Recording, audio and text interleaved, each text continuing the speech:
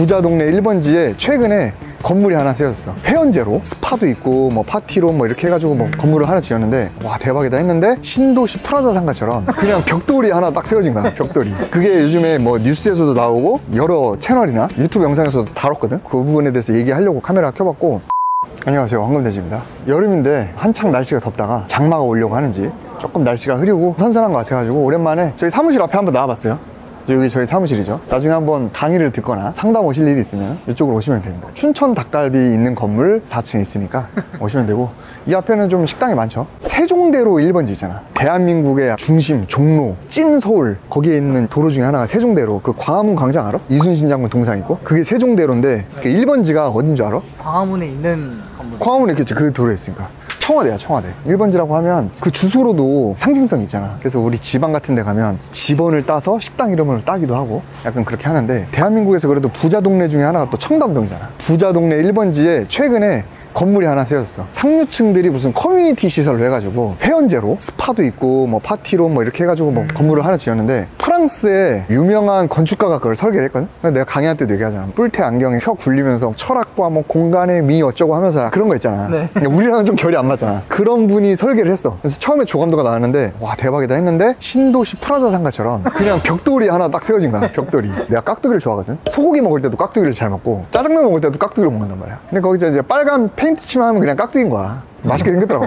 그게 요즘에 뭐 뉴스에서도 나오고 여러 채널이나 유튜브 영상에서도 다뤘거든. 그거 보면서 저도 소규모 디벨롭이긴 한데 어쨌든 그것도 이제 시행하는 걸 보면서 그 부분에 대해서 얘기하려고 카메라 켜봤고, 일단은 거기서 우리가 봐야 될 게 기존 거 도면을 보면은 건물에 화려하게 하려고 울퉁불퉁 튀어나왔는데, 건축법적으로 봤을 때 건폐율이라는 거 알지? 건물이 하늘에서 봤을 때 건물이 땅을 깔고 있는 면적을 얘기하는데, 이제 울퉁불퉁 튀어나오다 보니까 튀어나온 것들도 하늘에서 봤을 땐 가려지는 거지. 가려지는데 사실 그건 면적으로 쓸 수는 없잖아. 그만큼 사실 좀 약간 비효율적인 게 있는 거야. 그거를 이제 캔틸레버라고 하는데 주변에서 많이 볼 수 있어요. 이런 거죠. 여기 지금 주차장이 있잖아요. 반지하랑 1층은 주차장 확보를 위해서 약간 셋백이 됐고, 2층부터는 원래 건폐율을 다 먹기 위해서 이렇게 나온 거지. 그래서 이거는 주변에서 보면 많이 보실 수 있어요. 옛날 오래된 건물들 주차장 때문에 이렇게 튀어나왔지. 저기도 마찬가지. 주차장 때문에 그런 식으로 왜 저게 생겼느냐, 그것만 다른 거지. 그것도 사실 미적인 추구를 위해서 튀어나오다 보니까 캔틸레버가 생긴 거고, 그게 어떻게 보면 공간 효율적인 측면에서는 사실 그렇게 좋지는 않거든. 근데 그러다 보니까 짓는 과정에서 그렇게 좀 설계를 바꿨을 수도 있고, 그다음에 이제 두 번째는 공사비죠.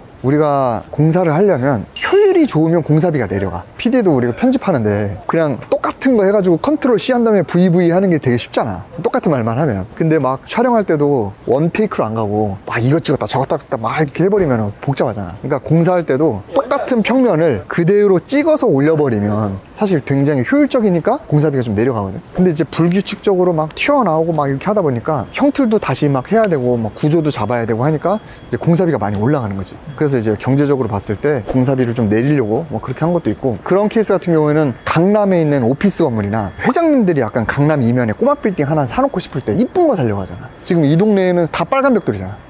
빨간 벽돌에 다 깍두기고 주차장 때문에 이렇게 캔틸레버 된 거 외에는 그냥 네모나게 가는 거잖아. 그래서 우리 아파트도 1층이랑 15층이랑 똑같은 평면을 그대로 가잖아. 그게 약간 효율적으로 하려고 하는 거거든. 근데 이제 강남의 이면, 뭐 디자인 건물, 뭐 갤러리 건물, 아니면 예쁜 건물, 이제 그렇게 하면은 똑같은 규모의 이런 빌라를 지을 때보다 확실히 공사비가 많이 올라가는 거지. 사실 그거는 어떤 컨셉으로 하냐, 어떤 입지에 하느냐에 따라서 공사비가 들더라도 미적 추구를 해야 되는데, 청담동 1번지에 그런 건물이면 아무리 돈을 들어도 그런 깍두기는 좀 아니지 않나.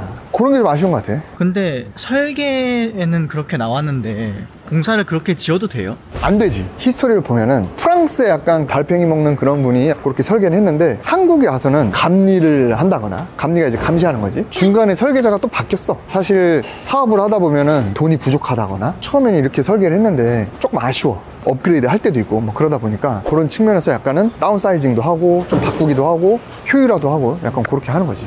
연회비가 있다고 했잖아요. 그럼 연회비가 그런 데는 상당할 텐데.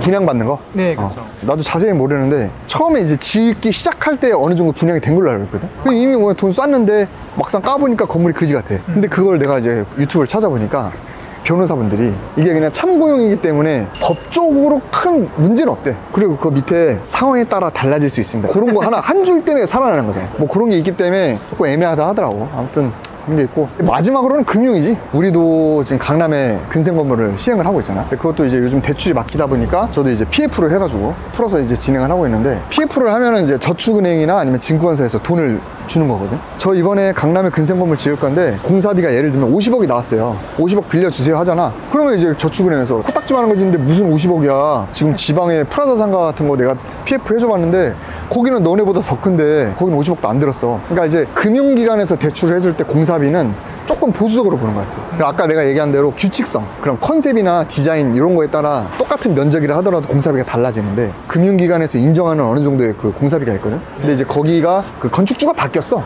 원래 A 건축주를 하다가 B 건축주로 바뀌었어. 그러니까 시행사가 바뀐 거야. 바뀌고 나서 PF 받으면서 다시 그 원래대로 하려고 했는데, 전 건축주가 금융기관에서도 그만큼 더 공사를 하는 데 있어서 자금 조달이 좀 안 됐던 걸로 추정이 됩니다. 제 생각이에요.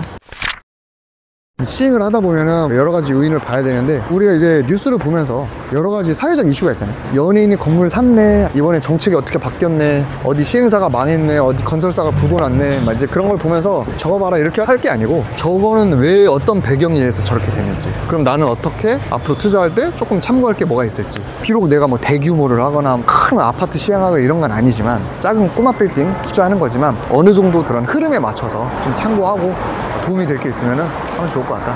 얘기하다 보니까 스타벅스 다 가는데 커피 한잔 하는 걸로 하고, 다음에 또 좋은 이슈가 있으면 영상 키도록 하겠습니다. 감사합니다.